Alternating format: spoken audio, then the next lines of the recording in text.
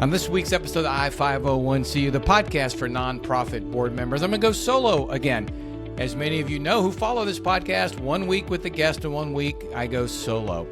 And oftentimes the things I talk about when I go solo are what I'm seeing actually out in the field. So I'm not making this stuff up. It's really stuff that I'm seeing as I work with clients. And this week's a little bit different. This will be a little bit preparatory, if you will, because July 1st is the new fiscal year for many nonprofits, the majority of them. Hey, I want to jump in real quick. Somebody asked me the other day, what does the Corley Company do? Well, we do three things for nonprofits. One, we facilitate meetings, yes, like board retreats where we discuss governance and strategy with all the members of the board. Number two, advise CEOs and help them as they make decisions and implement actions to drive their mission. And then finally, we produce podcasts such as this one, but also for a number of nonprofits to help you get the word out, get your message out. So if you're interested in any of these services, please feel free to reach out to Michael at thecorleycompany.com. Now back to the podcast. That means that's usually a time of transition for board members, new board members coming on, some terming out, and board officers.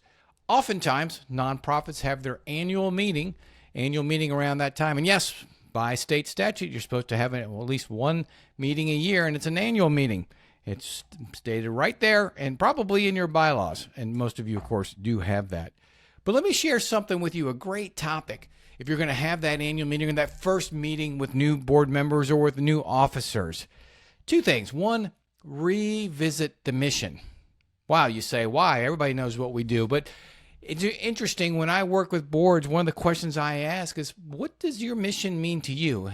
How do you interpret your mission? You would be surprised how people interpret the mission just slightly differently from each other. And so it's really important as a board and leadership, the leadership of the organization, have a common understanding and a consistent understanding of what is the mission of the organization. After all, that's going to drive your strategic plan and the activities that you do. So your mission, what do you do? Who do you support with it? What impact are you trying to make?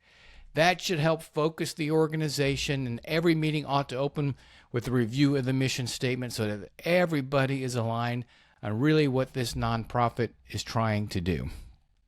Maybe even more importantly, a discussion is, what is not the mission? What are you not to do? I cannot tell you how many times I see mission creep out there. We want to solve X problem, and if we're doing that, we might as well also offer this. And you start to get that mission creep, which really dilutes the work that you're doing. There are likely other organizations out there with whom you can partner to do that part of the work, if that's what you feel strongly about.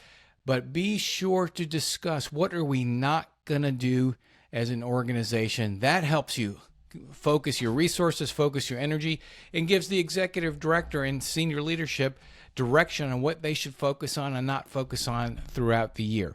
Nothing worse than board distracting staff with, hey, we ought to do this as well. Let's tighten that up a little bit. Focus on the mission, get a common understanding, and even discuss what is not mission related and why it's not mission related.